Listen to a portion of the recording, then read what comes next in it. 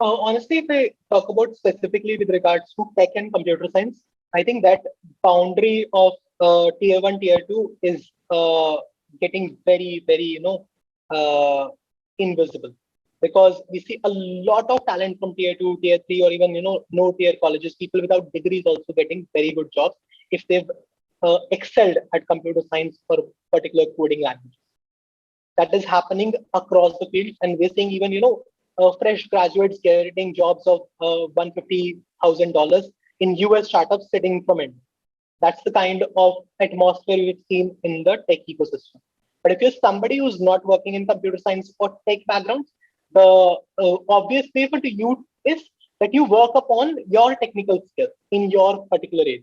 If you're working with finance, you have to just live with the fact that the advantage that a tier one college student has is that they've worked harder than you in the initial stages of their career. If you want to be ahead of them, you have to work harder. There is no substitute for hard work, right?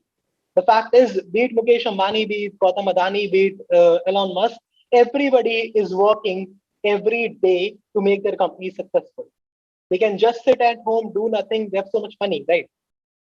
The only thing that distinguishes them from the likes of, you can say, maybe unsuccessful businessmen like Vijay Mallya, who only used to enjoy life, who used to like having fun was the aim of life. If that is the aim of life, success and money will slowly, slowly go out of your hand, just like it went out of Vijay Mallya's hand.